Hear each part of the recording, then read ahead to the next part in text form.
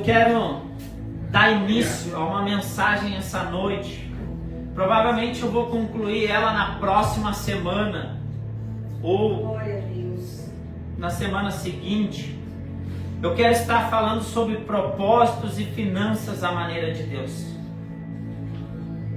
Por que eu quero estar falando sobre isso, amados? Porque eu tenho visto, eu já pastoreio mais ou menos há 10 anos, e eu tenho visto muitas famílias, muitas igrejas sendo destruídas por causa da área financeira. Algumas por não serem transparentes, por roubar a igreja de Cristo, por deturpar teologicamente de forma errônea o povo de Deus.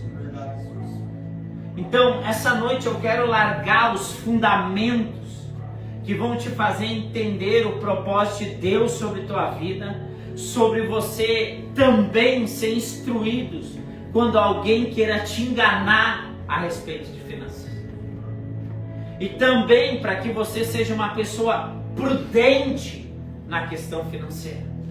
Porque como que você explica uma nação a qual 70% da população é endividada? Como que você explica isso? Sendo que, segundo uns dados, mais de 50% da população hoje se declara cristã. A conta ela não está batendo, a matemática não está batendo. Porque se a nação seguir os fundamentos bíblicos, a instrução bíblica, a qual mais de 2.000 versículos instrui a igreja sobre a administração financeira. Como que 50%, dizem alguns dados que quase 60% da nação é cristã, mas só que 70% de toda a nação está endividada. Algo está errado. Então hoje nós vamos estar entrando num contexto histórico do que muitas vezes fundamenta a nossa mentalidade como igreja acerca do propósito de Deus e de instrução financeira. Se você fizer uma análise, em torno de, no mínimo, 40% dos divórcios de casais são ligados à questão financeira. Olha o peso de uma má gestão, de não ter entendimento, de não ter conhecimento na questão das suas finanças conforme a maneira do Senhor. Essa é uma noite de cura. Glória a Deus. Porque se nós não entendermos esse propósito, amado, eu e você, nós não conseguimos transbordar o que Deus tem para transbordar através de nossas vidas. Então, eu te encorajo essa noite a ter uma imersão. Quando eu fui na conferência da Global Way, que eu comprei esse livro chamado Empreendedores de Fé, ou Generais da Fé, que foram empreendedores. Eles, além de trazer um impacto de avivamento, eles foram grandes empreendedores para a expansão de missões de Deus a nível global. Você consegue ter noção disso? É uma coisa tão interessante que Deus deu para eles ideias, estratégia. Você vai ver que o cara que inventou a lâmpada, ele orava a Deus e pedia uma ideia a Deus. Até que Deus deu para ele a direção. Você vai ver grandes invenções no mundo inteiro, elas foram inspiradas por Deus através das Escrituras e através de uma vida de oração. E o que eu quero já fundamentar na tua vida através disso? Muitas vezes nós não acessamos mais de Deus porque nós não entendemos a dimensão do propósito de Deus sobre nossas vidas. Então nós usamos mais os nossos dons, as nossas habilidades, mais movido na necessidade do que para o propósito coletivo ao todo. Entenda uma coisa: se o Espírito de Deus está sobre nós, nós estamos falando do Espírito de Deus habitando dentro de nós. É o desejo de Deus com que o Espírito de Deus potencialize nós dentro da criação de Deus, dentro da ideia de Deus, da identidade de Deus e do chamado de Deus sobre nossas vidas. Só que para isso nós precisamos romper as fortalezas que impedem o conhecimento de Cristo, o propósito de Cristo na nossa mente. Porque entenda uma coisa: quando você não entende a dimensão do que Deus tem sobre a tua vida, qualquer coisa dá. Você quer ver um fragmento de pobreza na mente? Ah, eu quero um emprego. Tá. O que você quer fazer? O que você está precisando? Ah, não sei. Qualquer coisa dá. Mentalidade de pobreza.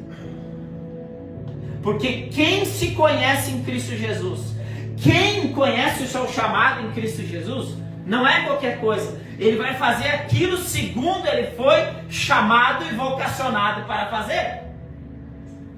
E ele vai fazer tudo para a glória de Deus. 2 Coríntios 9, do 8 ao 11.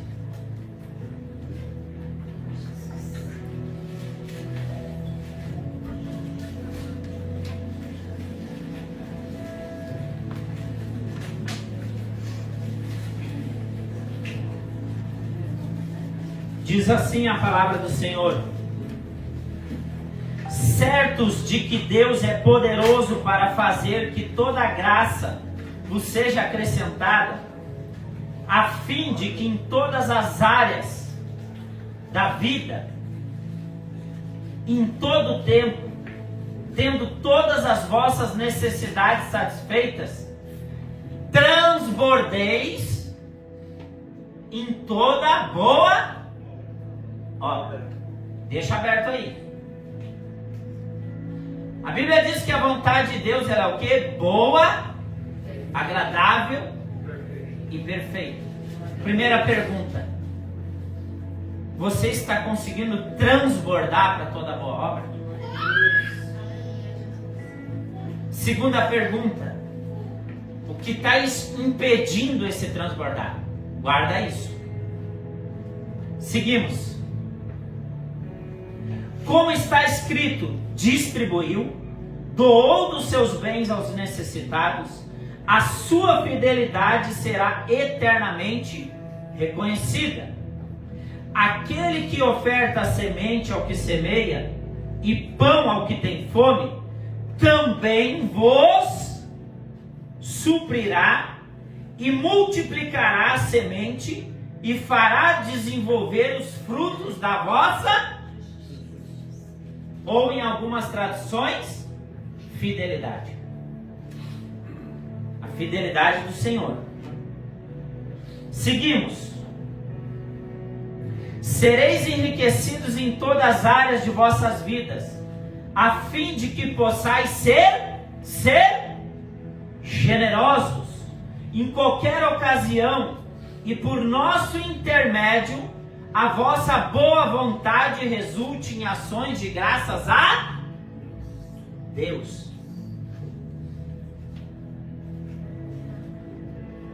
Porquanto, ao ministrar essa assistência, não apenas estáis suprindo a necessidade dos santos, mas semelhante provendo o transbordamento de variadas expressões de louvor e gratidão a Deus.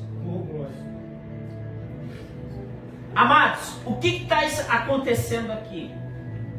Paulo estava juntando ofertas nas igrejas que ele tinha fundado, com a intenção de levantar recursos para auxiliar a igreja de Jerusalém. As igrejas da Macedônia, elas tinham sido perseguidas desde a sua fundação. E eles eram pobres financeiramente. mas tinha um grande gozo e generosidade em abençoar de forma voluntária, característica de uma igreja que entendeu o Evangelho de Jesus Cristo. Quando ela entende uma necessidade sobre um irmão, sobre uma pessoa, ela se une para suprir aquela necessidade. Se você for para a igreja de Atos, não havia necessidade entre eles, porque eles tinham uma necessidade, uma administração, um cuidado uns para com os outros. Claro que nós precisamos entender, alguns dizem assim, mas aquilo era colocado aos pés dos apóstolos. Daí alguns usam esse versículo para dizer, não, porque você tem que colocar tudo aos pés do seu pastor. Não. Nós precisamos entender o contexto daquela época. Primeiramente, havia uma palavra profética sobre Jerusalém, que ela haveria de ser destruída. Então a igreja já estava entendendo a palavra profética e se organizando para avançar no meio daquela necessidade. Porque o que geraria uma pessoa a comprar posses, a comprar casas, sendo que já teria uma palavra que iria se cumprir sobre aquele tempo? Quem conhece o contexto histórico da igreja sabe que Jerusalém foi saqueada. Se eu não me engano, o rei Tito entra, toma Jerusalém. No mesmo dia, se eu não me engano, 1 milhão de pessoas morrem. No mesmo dia. Por isso que a importância de discernir os tempos e as estações. Então Paulo, ele está trazendo essa instrução à igreja dos Coríntios. E a igreja de Macedônia se torna uma provedora da igreja de Jerusalém. Agora eu quero trazer duas teologias que influenciaram a igreja no Brasil. Isso se chama prosperidade conceitual. A primeira influência nas finanças da igreja no Brasil foi na teologia franciscana, na década de 70 a 90. Ela traz uma mentalidade de pobreza e miserabilidade, a qual ser próspero não agrada a Deus, e que ser cheio de Deus era não possuir nada. Teologia franciscana, instalada na década de 70 até os anos 90. No período dos anos 90 até os anos 2000, a igreja ela sofre um reverse, ela tem um outro impacto, que é a segunda influência financeira sobre a igreja no Brasil. Aí nós estamos falando na conhecida teologia da prosperidade, que ela vem no período dos anos 90 e ela vem sendo trazida pelos televangelistas americanos, a qual trouxeram uma mentalidade triunfalista, que não ter dinheiro é uma ausência de Deus, um castigo de Deus. Eles trouxeram também a característica de barganha com Deus, tipo assim, oferta 1.000 que Deus vai te dar 10.000, faz isso que Deus vai te dar isso. E isso influenciou a igreja no Brasil. Quantos que estão aqui já depararam com esses dois tipos de teologia? Levanta a mão aqui, só para nós ter uma noção. Levanta. Para você ter dimensão do quanto isso influenciou a igreja no Brasil. Outra coisa, ou uma busca intensa por riqueza, aonde as pessoas foram colocando mais a busca por riqueza do que a busca pelo propósito e a grandeza de Deus sobre a sua vida. Outra coisa, a teologia do decreto. Eu decreto isso, eu decreto aquilo. Amados, confissão da palavra é diferente que confissão positiva. Tem gente que decreta e traz confissão positiva. Uma coisa é você declarar a palavra que Deus te deu, que Deus alinhou, que Deus falou que vai trazer e fazer sobre a tua vida. E você começa a trazer à memória em tempo de crise aquilo que te traz esperança, aquilo que Deus falou, aquilo que Deus prometeu. Entenda isso. Uma vez eu fiz uma pergunta aqui, amados. Se eu, pastor Tiago, ganhasse uma Ferrari, seria pecado eu ficar? Sim ou não? Não. Mas não seria lícito. Por quê? Porque é um carro que custa extremamente caro. Por que eu ficaria com algo que me tomasse toda uma finança?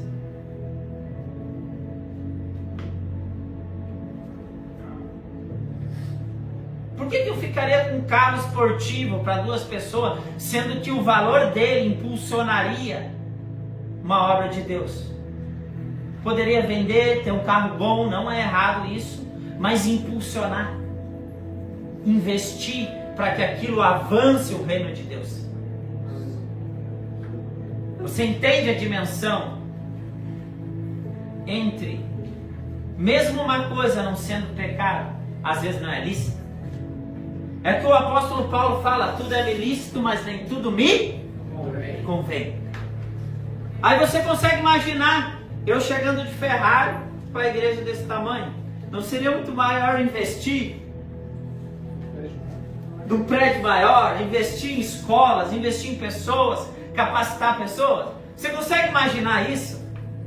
Então, é isso, é ter essa mentalidade.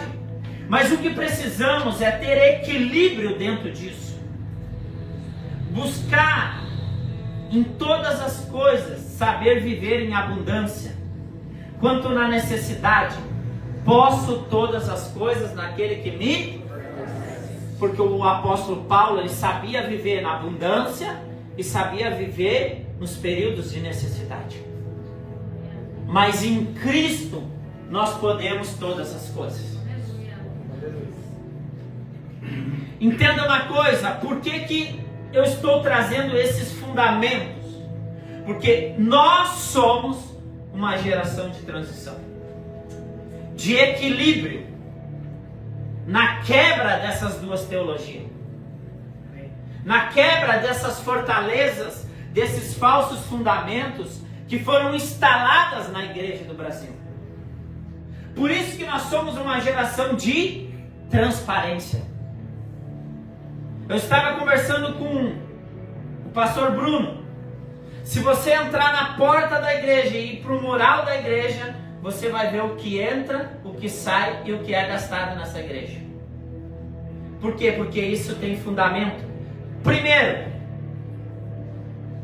diante do Senhor, vou ler um versículo. Quem está com a Bíblia aberta em 2 Coríntios 9, vai até o 8:20. Porque aqui, no capítulo 8 começa o contexto do capítulo 9. Hoje nós vamos estar mais calmos, mas eu quero fluir muito no mestrado. Eu quero trazer fundamento, eu quero trazer entendimento, inteligência de como enxergar as Escrituras. Diz assim a palavra do Senhor: o nosso cuidado é evitar que alguém nos acuse em relação ao modo de administrar a generosa oferta. O apóstolo Paulo falando em relação às ofertas que estavam indo para Jerusalém. Deixa aberto aí. Por que é importante ter prestação de conta? Toda igreja ela tem que ter prestação de conta. Porque a prestação de conta protege o coração das pessoas e protege quem está administrando. É uma via de mão dupla. Segundo, isso já por ser Bíblia. Vamos continuar de ler o versículo. Pois estamos empregando todo o zelo necessário para fazer o que é correto, não somente aos olhos do Senhor, mas também perante aos olhos dos homens.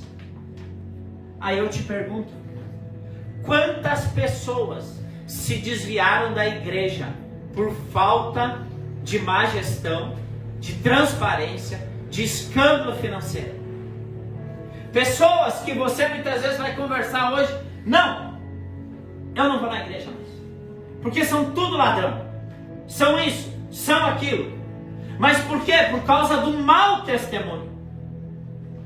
Pastor Bruno está falando sobre testemunho. Eu e você somos chamados a dar testemunho em todas as áreas, amados. Em todas. Em todas as áreas, eu e você somos chamados a ser abundantes. Entenda isso. E segundo, pela lei constitucional, todo membro que é dizimista, ele tem o direito de saber, perguntar e questionar o que entra e o que sai numa comunidade de fé. Estou falando de lei de homens. Quantos sabiam disso? Levanta a mão. Muito poucos. E não é todos que vão falar isso, porque muitos não têm o interesse de falar isso. Entenda isso. Somos uma geração de transição que não está impondo princípios, mas ensinando a viver os princípios para que a sua vida seja um testemunho. Entenda isso. Vamos lá. Significado. Lembra, o tema é propósito e finanças à maneira de Deus. Significado de propósito: intenção, à vista de, com a intenção de, a fim de. Isso é o significado de propósito. Na Bíblia, o conceito de propósito ou intenção de Deus é recorrente.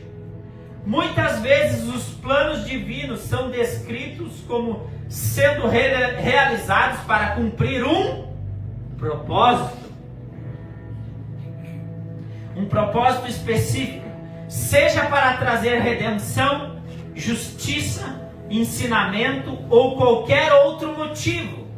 Nesse contexto, entender o propósito divino pode nos ajudar a compreender melhor a natureza de Deus.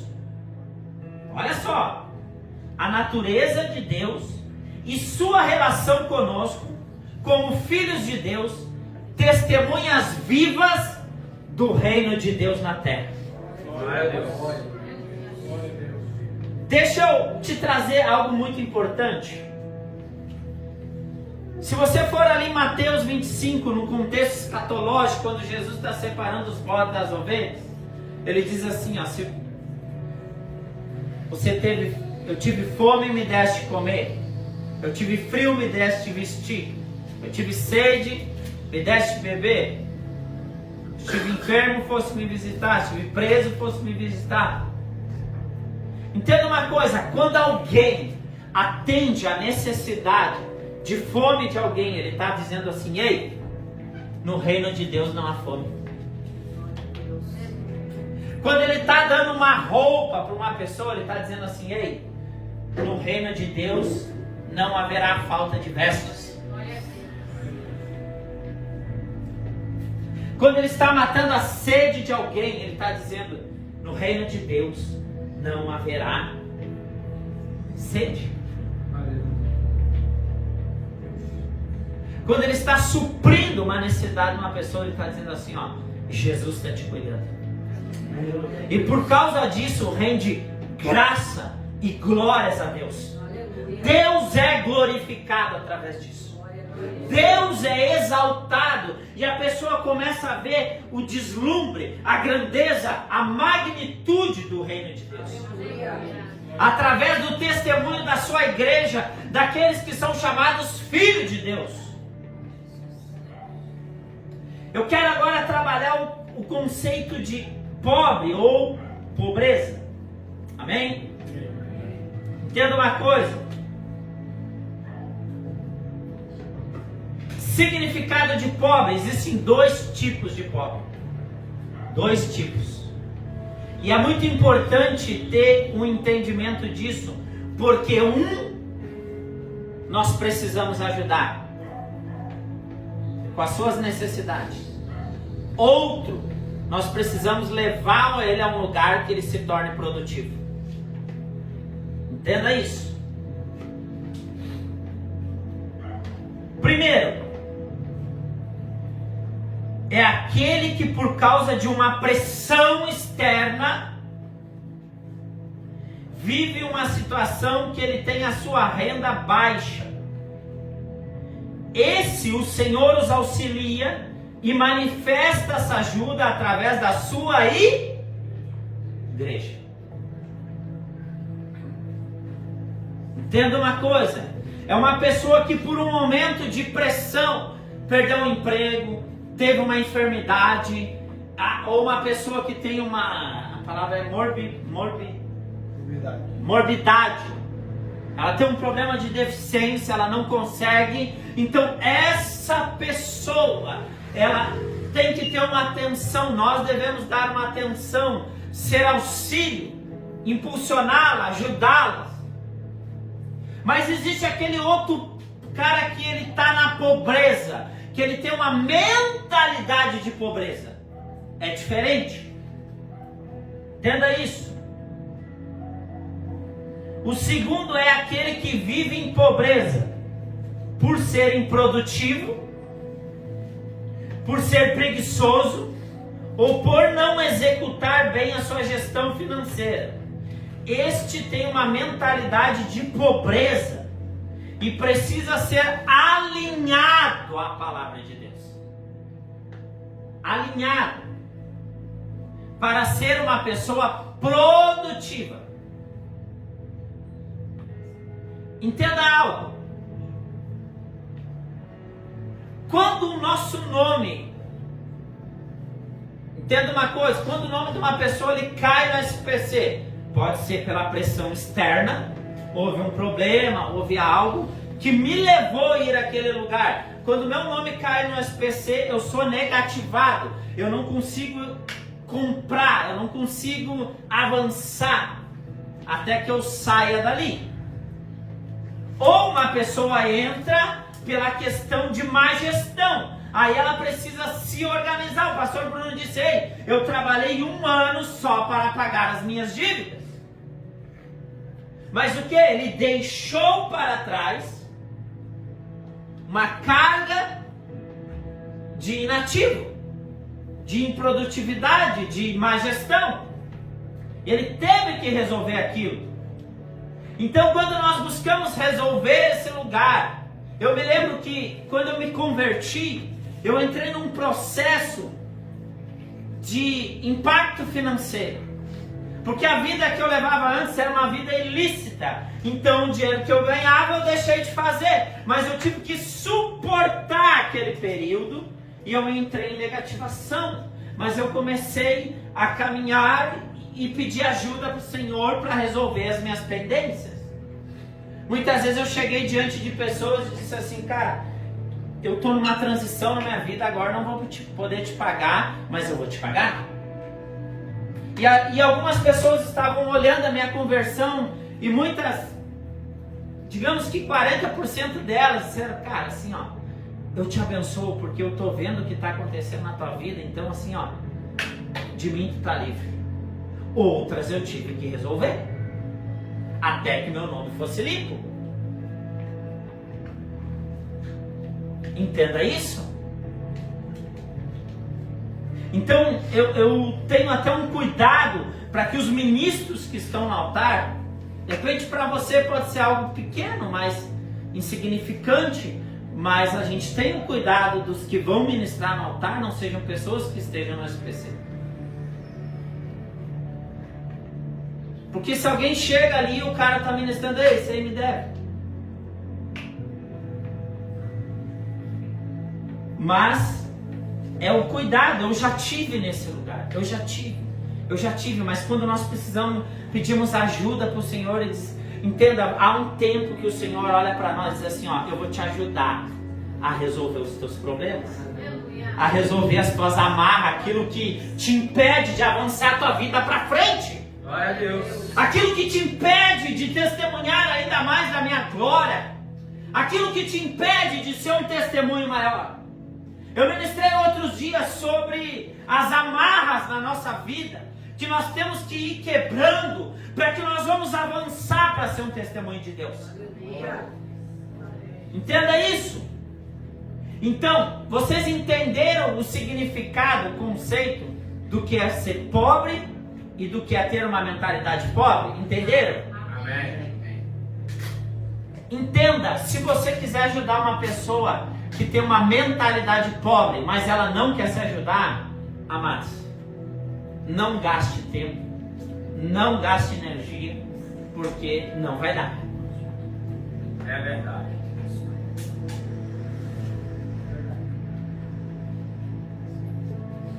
Eu tenho um princípio como igreja.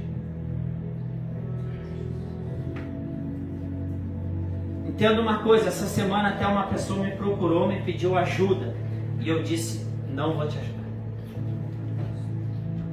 Ô pastor, mas tu não é pastor, tu não tem que ser... Eu disse, não posso te ajudar. Você não se posiciona.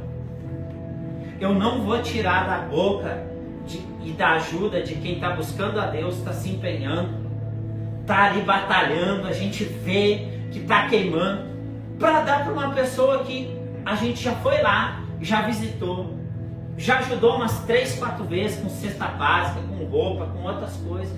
E daí tu convida para vir num culto, tu convida para se posicionar, e ela, não, eu vou. Mas nunca vem, nunca se posiciona, nunca dá um passo, nunca avança. Eu disse, o que você precisa não é de uma cesta básica, você precisa mudar a sua mentalidade em Cristo. Glória a Deus. E isso, minha filha, eu não posso fazer por você, porque é você que tem esse processo. Dói. Mas entenda, nós não fomos chamados para ser muleta das pessoas. Nós somos chamados a encorajá-las, a andar do lado, a andar uma milha, a impulsioná-las, mas fazer andar para frente. Entenda isso.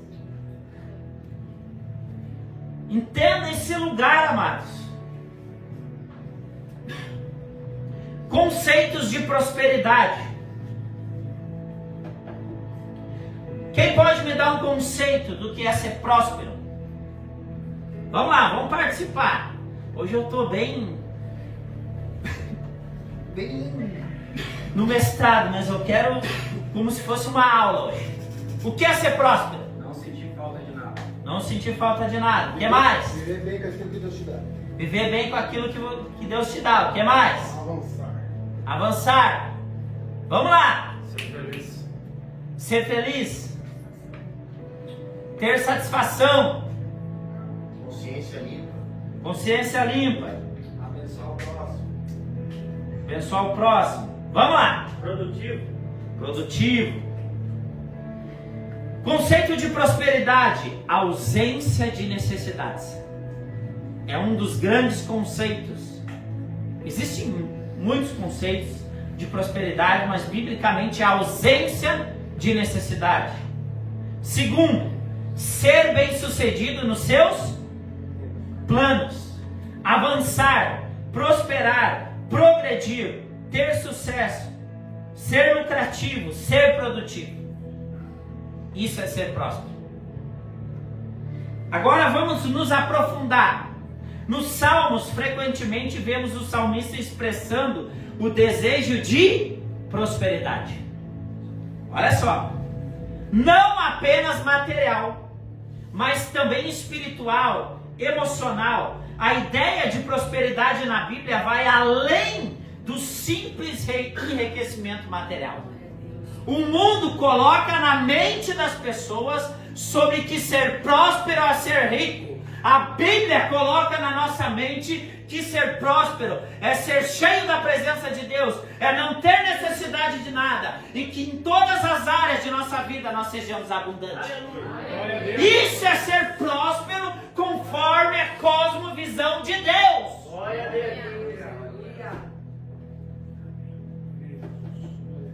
conceito de prosperidade da Bíblia vai além de um simples enriquecimento material, abrangendo também a prosperidade em todas as áreas da vida, incluindo relacionamentos saudáveis, paz interiores, a presença de Deus.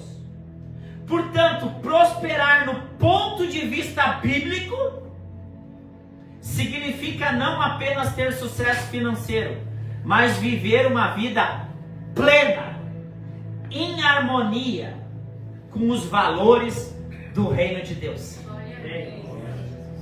Quem me conhece aqui sabe que volta e meia eu estou falando sobre Provérbios.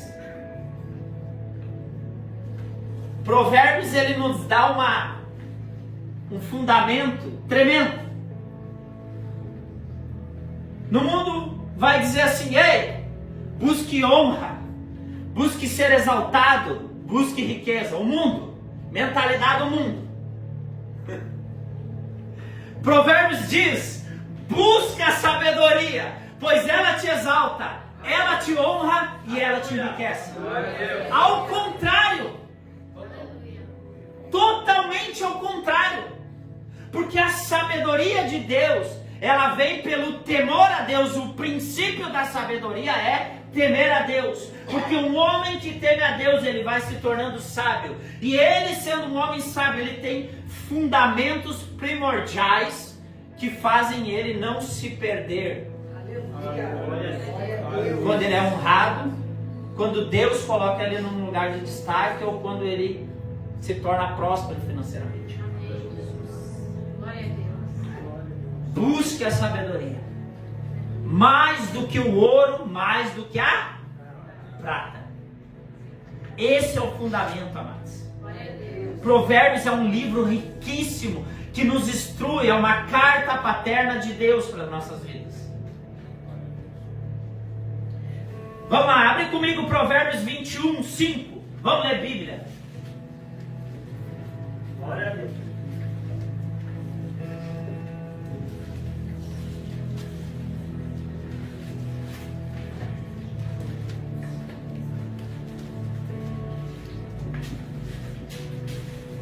Provérbios 21, 5 diz assim: os projetos bem elaborados do homem trabalhador redundam em fartura.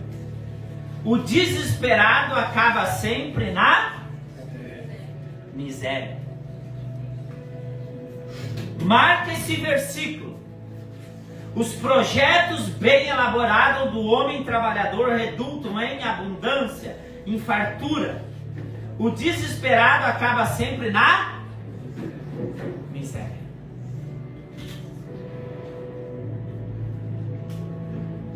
Eu tenho enfatizado muito sobre a questão de gestão e administração. Culturalmente no Brasil, nós não somos ensinados a administrar o que nós ganhamos.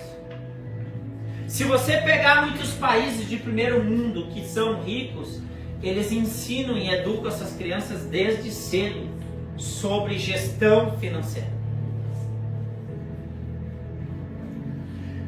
Quantos aqui cresceram dentro de um lar que aonde você cresceu num ambiente de endividamento, de ausência às vezes do básico, de muitas coisas, ou limitações, e que você não teve ensino financeiro dentro do seu lar? Levanta a mão. Eu sou o primeiro a levantar. Você consegue imaginar que aqui, 90% da igreja cresceu num ambiente assim? Você consegue imaginar que isso afeta a nossa cosmovisão, a forma como nós enxergamos as coisas? E se você analisar, você vai ver que muitas vezes nós cometemos os mesmos comportamentos que os nossos pais faziam.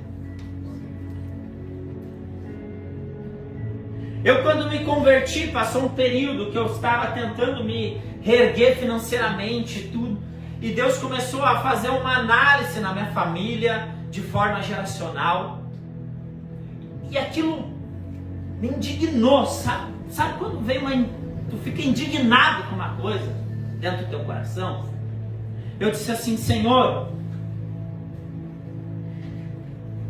eu quero quebrar essa iniquidade geracional de miséria da minha família. Glória a Deus. Sabe, aquilo me indignou tanto, que eu disse: eu não aceito mais isso para minha vida. Mas o meu primeiro ponto foi o quê? Oração. Eu fui pedir ajuda para o Senhor. Porque nós precisamos entender, prosperidade financeira, ela não vem só com oração e jejum. Não. Isso é um ponto de partida. Mas se você só orar e jejuar e não buscar ter conhecimento, entendimento, sabedoria de Deus, revelação de Deus, para quebrar esse ciclo na tua vida, tu não quer. A oração, o jejum são para te fortalecer, para tu avançar de quebrar isso aí na tua vida. Hoje eu tenho um posicionamento assim, ó. E tenho me posicionado a isso. A de não ser fiador de ninguém. Porque eu também, de coração, já quis ajudar pessoas da igreja. Não tenho onde morar, vou lá, vou ajudar você. Essa pessoa não vai errar comigo.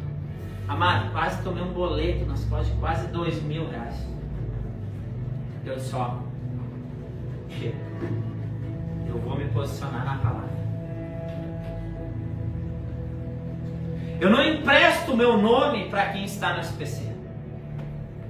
Também é outro posicionamento que eu estou tendo. Porque entenda uma coisa, se a pessoa não cuidou do nome dela, que é o dela, o da vida dela, como que ela vai cuidar do meu? Então isso é outro ponto para as nossas vidas.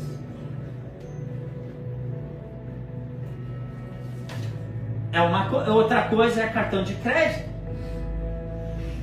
Cartão de crédito é que nem a mulher da gente, não empresta para ninguém. Tu emprestaria a tua mulher? Tu emprestaria o teu marido? Então quando você olhar para o cartão, te posicione nisso. Entenda. De repente isso é impactante, mas é uma realidade, amados. Prosperidade vem através da execução de princípios, administração e gestão. Hoje, lembra, a mensagem de hoje eu estou botando fundamento, que é a partir daí que nós podemos começar a projetar coisas maiores. Semana que vem eu vou falar sobre finanças com uma visão apostólica, uma visão mais abrangente. Mas hoje eu quero trabalhar em fundamentos. Projetar as coisas embaixo de um propósito. Lembra? Propósitos e finanças à maneira de Deus. Quando você tem clareza de quem você é em Cristo, você quebra uma coisa: a comparação.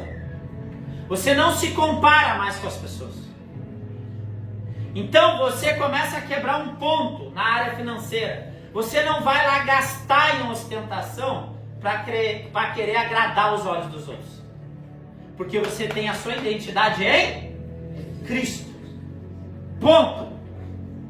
Porque hoje a internet ela é uma terra que parece que todo mundo é rico.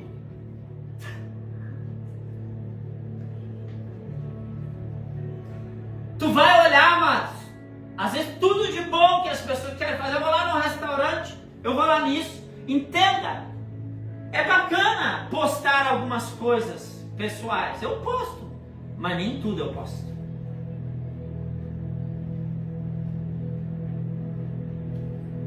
A gente tem que saber a intenção do porquê que eu estou postando aquilo.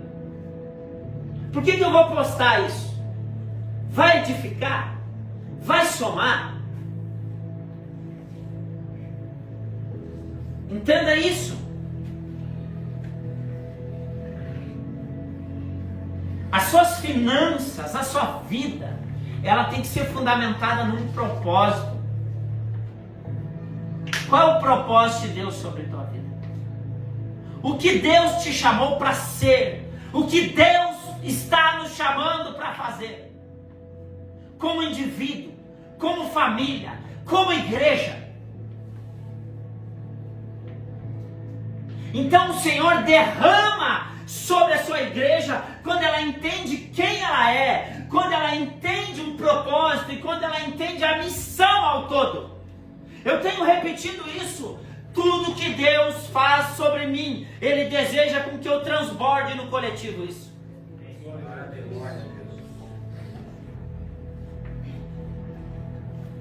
Essa semana eu estava conversando com um irmão, eu disse, cara, essa semana foi difícil. Eu trabalho com vendas, eu não tenho salário da igreja, eu abri mão para que a igreja prosperasse mais, para que ela avançasse mais. E essa semana, sabe quando a gente diz, eu estou pela fé. Glória a Deus.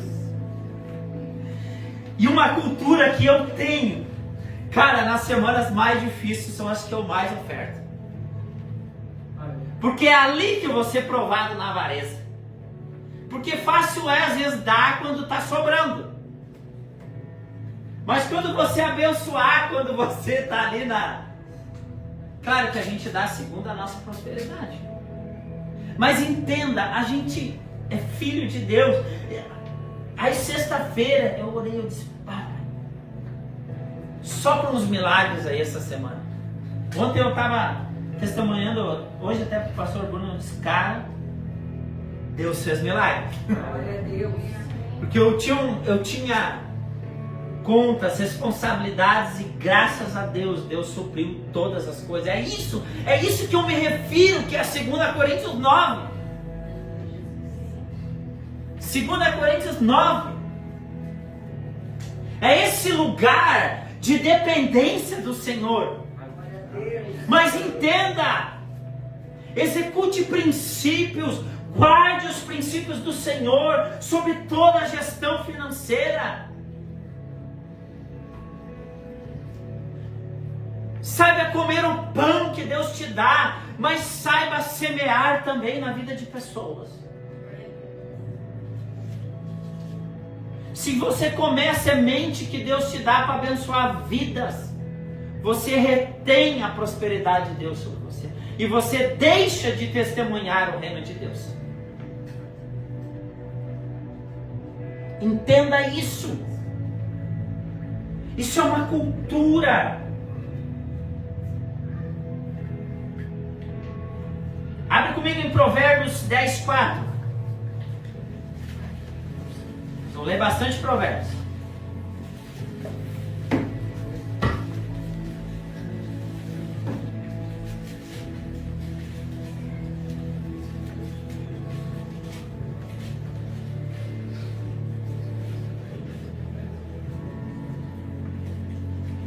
Diz assim Provérbios 10, 4.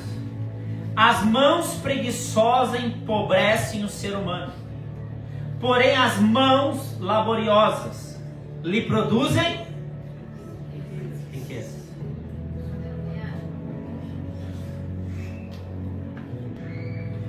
Eu vou contextualizar esse versículo. O vagabundo fica pobre, mas aquele que tem a mão firme para trabalhar, esse produz. Esse produz. Aleluia. Vida para sua casa. Riqueza para suas casas. Suprimento para suas casas.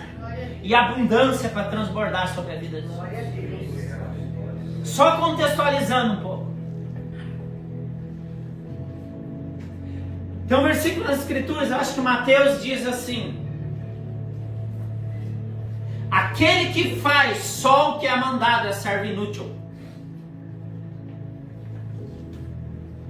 Sabe o que é o servo inútil? Faz nada, ele faz.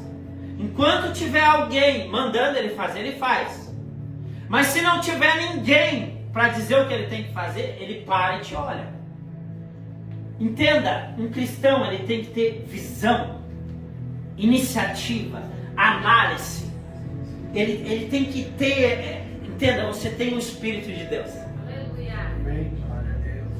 Eu me lembro que eu trabalhava numa empresa e eu era igual dentro da empresa, como todo mundo ali. Eu fazia o trabalho de produção como todo mundo. Aí eu, analisando como que desenvolvia aquela empresa, eu comecei essa ideia aqui vai ajudar. E eu organizei toda uma gestão lá de umas caixas, que era muito importante. E eu fazia no meu turno de manhã, e aquilo rodava as 24 horas da empresa até eu chegar de manhã. Mas foi por causa de uma ideia. Aí eu sempre limpava, deixava organizado o lugar que eu trabalhava. Aí sempre tem aquele assim: ei, tu não é pago para varrer. Eu disse: cara, eu não sou pago para varrer, mas eu gosto de trabalhar num lugar limpo. Porque entenda uma coisa, uma mentalidade de pobreza, ela vai ter um ambiente pesado. Uma mentalidade de uma pessoa próspera, cara, pode ser um lugar simples, mas vai ter organização. Glória a Deus. Vai ter. Pode ser assim, uma casinha de madeira lá num canto, simples, mas vai estar organizado. Aleluia. Entenda isso. Então, a gente muitas vezes, amados, tem que olhar. A nossa mão é o resultado da nossa mente. Se a nossa mão ela estiver preguiçosa, a nossa mente está preguiçosa. Não deixe com que a preguiça te impeça de ser uma pessoa produtiva. Glória a Deus. Existem ideias, existem coisas que o Senhor quer derramar sobre o seu povo, para que Ele prospere o seu povo, para que resolva o problema, para que traga solução, para que dê destino e testemunha da glória de Deus. Aleluia. Eu vou te dizer uma coisa, em todas as áreas, em todas as profissões, ainda tem ideias que Deus quer trazer. Glória a Deus. Glória a Deus. Ainda tem. Sabe olhar os pequenos detalhes, porque o que nos derruba, amado, são os detalhes que nós vamos deixando passar, por causa da aceleração do dia a dia, aonde nós vamos nos tornando desatentos. A gente vai deixando o cotidiano nos colocar num lugar de preguiça, de improdutividade, nos tirando da excelência. Entenda isso. A referência do empreendimento que você tem que ser uma das maiores referências nessa cidade. Glória a Deus. Sabe por quê? Porque se você se considera filho de Deus, amados, o empreendimento que você tem que transbordar Deus.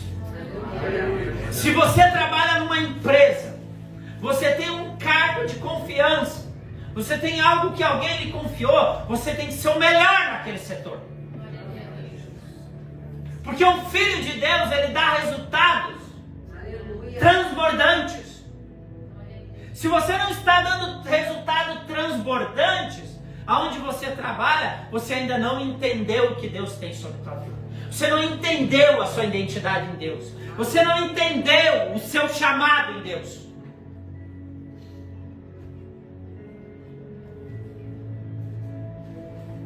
Aí naquele emprego que eu fazia as caixas, organizava tudo, 1 ano de serviço, 1 ano. E eu estava numa transição, porque eu estava abandonando a vida que eu tinha e entrando num trabalho de um local fixo, já na minha primeira transição de um ano para o outro. No final, quando eu estava inclinando meu coração para o Senhor ainda mais, o gerente da empresa me chamou aí, eu vou abrir um setor novo nessa empresa.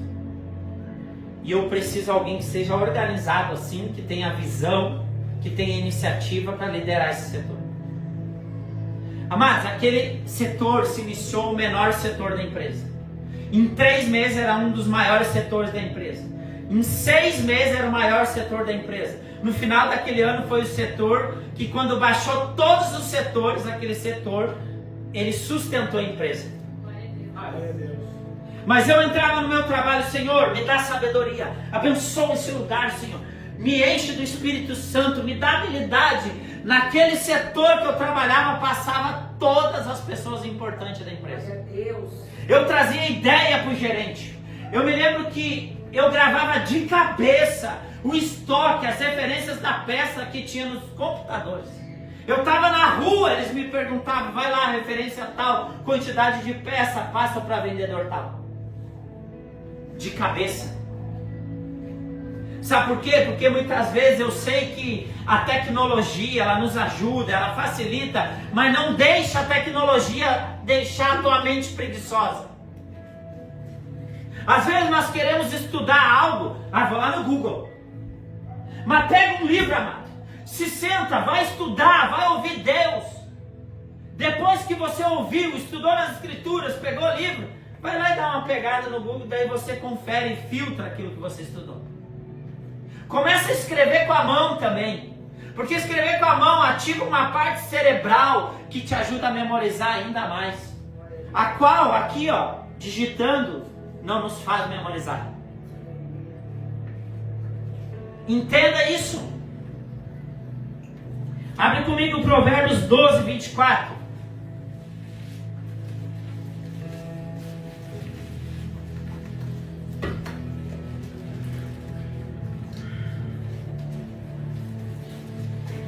As mãos zelosas e dedicadas governarão, mas os preguiçosos acabarão sendo forçados a trabalhar.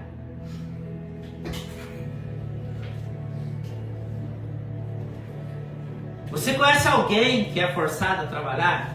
Que ele sai para trabalhar com aquela luta.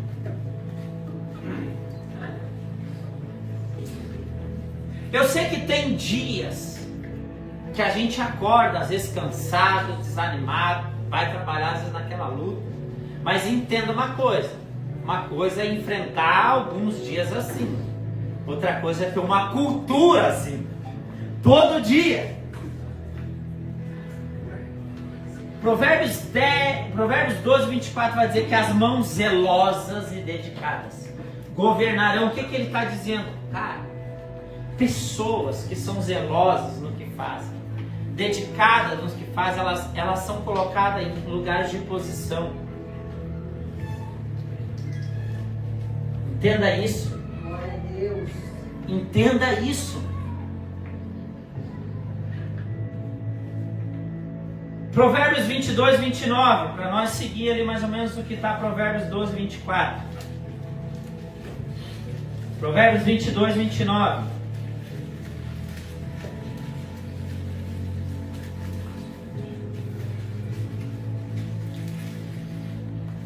Já observaste uma pessoa zelosa em seu trabalho?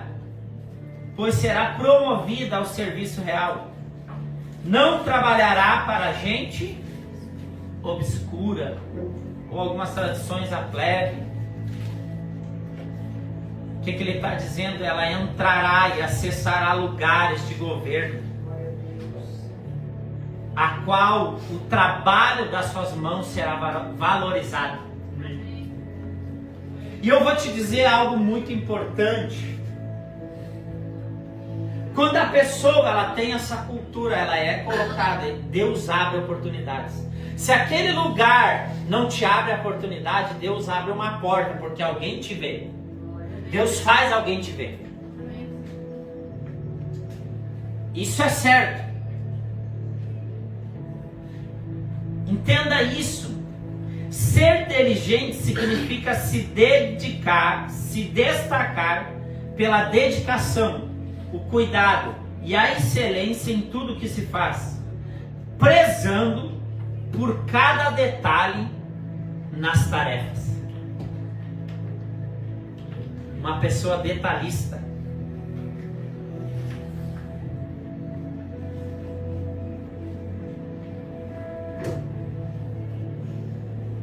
Essa noite eu trouxe fundamentos fortes para a tua vida, que nos impacte como igreja.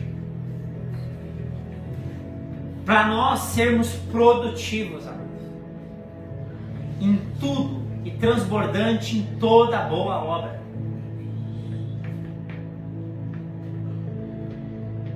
Eu gostaria que eu quero te deixar, e amado, se puder, escreve isso. Faça um mapeamento familiar de suas finanças, desde lá de trás. Entenda o que você recebeu de cultura, hábitos, heranças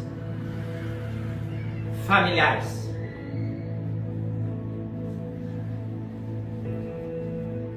Entenda, quando eu falo sobre fazer esse mapeamento, a gente vai olhar o que foi correto, nós ficamos, mas o que não for correto, a gente tem que ter uma transformação bíblica. E mesmo aquilo, se foi algo bom, eu tenho que entender como é que é aquilo através das Escrituras. Porque tudo parte através das Escrituras. Outra pergunta: o que tem se repetido dentro das tuas finanças de forma cíclica? Seja atrasando tua vida, ou seja te impulsionando a tua vida.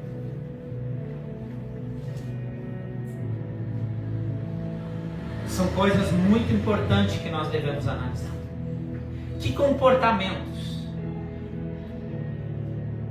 Segundo, faça um mapeamento do que você aprendeu através de finanças, nos lugares, nos cursos onde você congregou, ou a forma como você aprendeu sobre as finanças.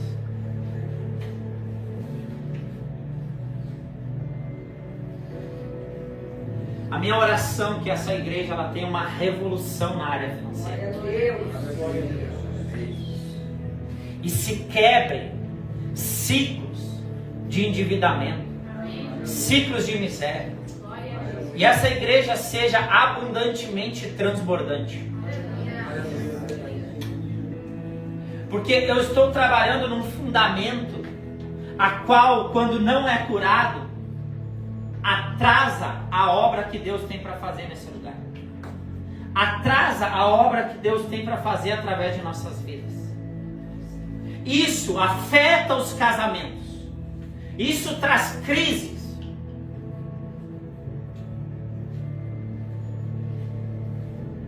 A gente já ouviu muitas vezes,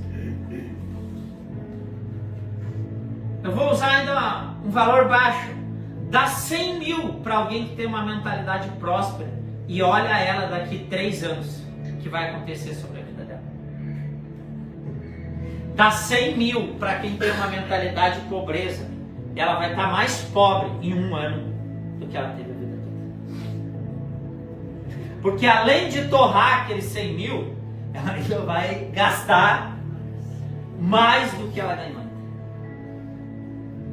Esses dias eu estava olhando uma reportagem de um homem que ele ganhou não sei quantos milhões vendendo ouro. E ele disse assim: se eu ganhasse de novo esse dinheiro, eu ia gastar da mesma maneira que eu ganhei. E o que ele gastou? Festa, boemia, ostentação, prostituição. Isso foi o que ele gastou.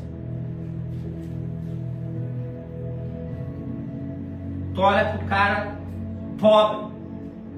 Eu estava olhando sobre um rapaz que ele ganhou na loteria, morava com a mãe. Ele conseguiu torrar em 5 anos 50 milhões de reais. Teve que voltar a morar para a mãe, ele não se prestou nem de comprar uma casa para a mãe. A única coisa que ele usufruiu desses 50 milhões depois de perder tudo foi um fogão que ele comprou para a mãe. Gente, você consegue imaginar uma pessoa torrar 50 milhões de reais?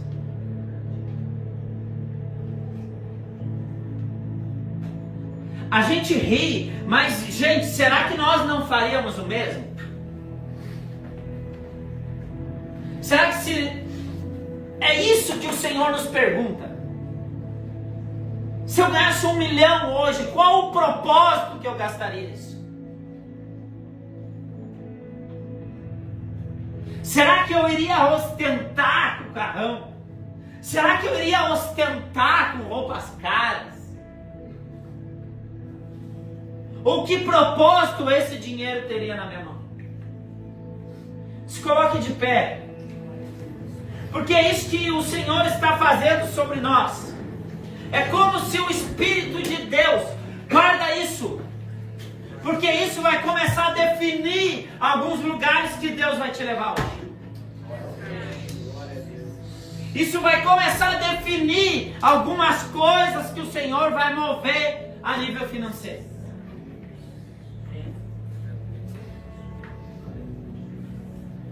Que propósito, diz o Senhor? Que propósito eu tenho de te exaltar? Que propósito eu tenho de te honrar? Que propósito eu tenho de derramar financeiramente sobre a tua vida? Por que o Senhor pergunta? Por quê?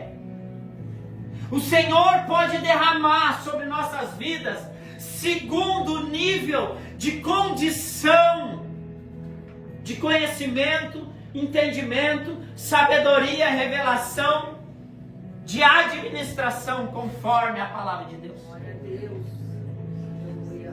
Porque a palavra também vai falar o quanto mais é dado, mais é recobrado sobre nossas vidas. Aleluia.